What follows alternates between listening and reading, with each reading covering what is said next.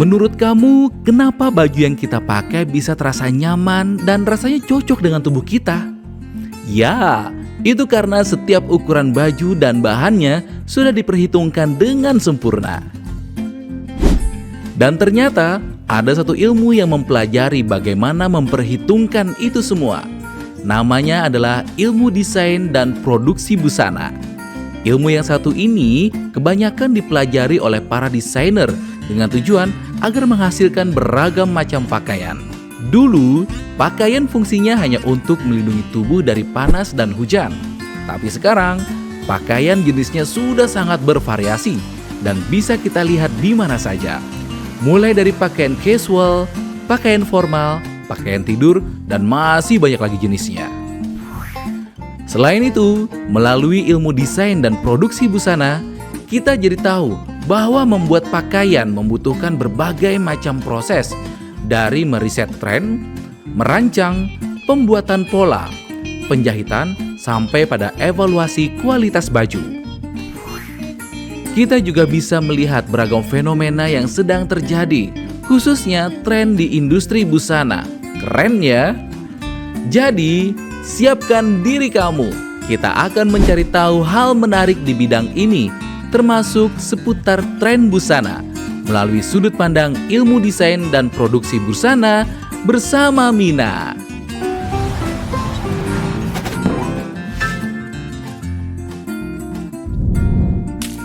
Di media sosial, tiap menjelang akhir tahun, biasanya udah banyak bermunculan tren fashion yang diklaim sebagai tren mode fashion buat tahun yang akan datang. Atau tiba-tiba warna, gaya, atau model pakaian tertentu langsung hits. Dan semua orang jadi mulai ikutan beli. Tapi, pernah nggak kamu bertanya-tanya, gimana sih sebenarnya tren fashion itu bisa kita prediksi? Dan dari mana mereka bisa meramalkan itu semua? Yang pasti cara ngeramalnya bukan yang kayak gini. Ternyata buat meramalkan sebuah tren, ada para ahli yang bisa kita sebut trend forecaster. Mereka bisa meramalkan tren mode buat musim atau tahun yang akan datang. Bayangin aja, mereka bisa tahu apa yang bakal jadi tren bahkan setahun sebelum kita sadari. Jadi, kalau kamu lihat ada sebuah tren baru muncul, ternyata itu bukan kebetulan. Ada para detektif mode yang bekerja keras di balik layar buat meramalkan tren yang nantinya bakal kita pakai tiap hari. Nah, kenapa ya tren itu bisa berubah-ubah? Sebenarnya, tren mode ini dipengaruhi oleh banyak faktor, seperti budaya, teknologi, politik, ekonomi, atau iklim. Misalnya, tren memakai pakaian warna cerah dan bahan ringan yang bisa muncul kalau lagi musim panas. Sementara, tren pakaian warna gelap dan tebal itu lebih cocok kalau lagi musim dingin. Di era fast fashion, siklus tren bakal berlangsung lebih cepat. Biasanya, tren baru bakal muncul dalam hitungan bulan atau bahkan minggu. Buat bisa bersaing, perusahaan fashion perlu ngerespon tren tertentu dengan cepat. Makanya perusahaan fashion perlu adanya trend forecaster buat ngebantu mereka ngelihat tren yang lagi tumbuh, biar mereka bisa memproduksi koleksi mereka tepat waktu. Trend forecaster ini punya tugas khusus buat memprediksi tren fashion yang bakalan datang.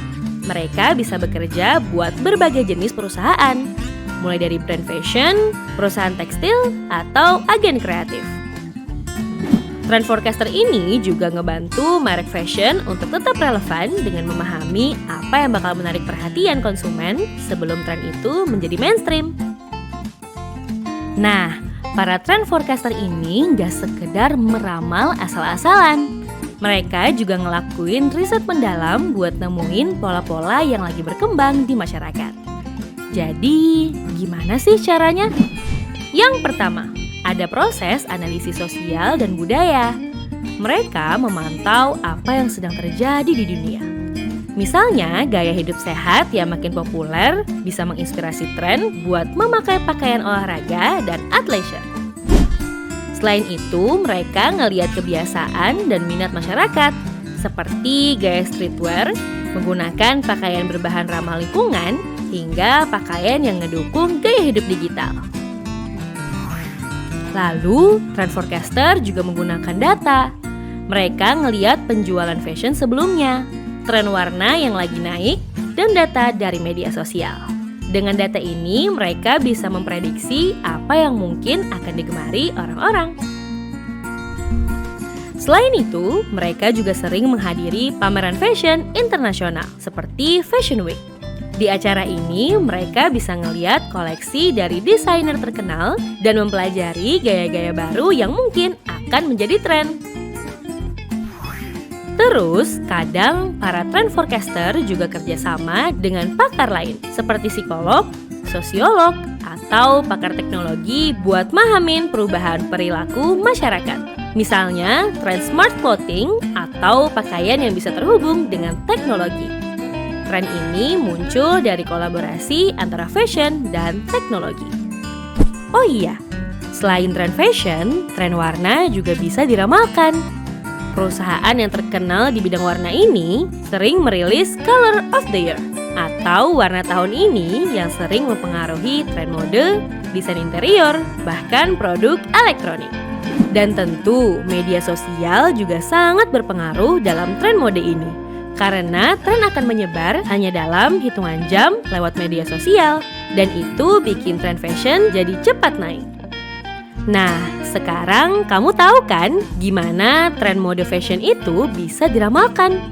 Di balik tren-tren yang kita ikutin, ada proses riset yang mendalam dan kreativitas dari para trend forecaster.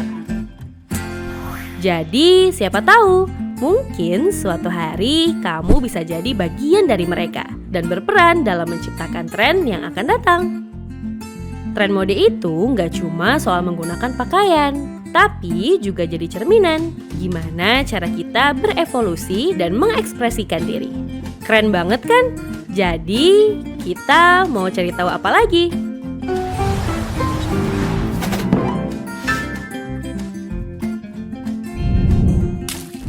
Halo, saya Rizky Amalia, guru mata pelajaran Desain dan Produksi Busana, mengajar di SMK Negeri 4 Banjarmasin. Saya mengangkat topik mengenai bagaimana sebuah tren fashion itu bisa diramalkan dan bagaimana cara seorang trend forecaster bisa meramalkan sebuah tren untuk diaplikasikan pada industri fashion. Jadi, para siswa juga bisa nih menjadi trend forecaster setelah melihat video tersebut. Semoga dengan penjelasan dari Prof. Iku dan tim bisa memperluas pengetahuan di bidang desain dan produksi busana. Sampai ketemu di video cari tahu berikutnya.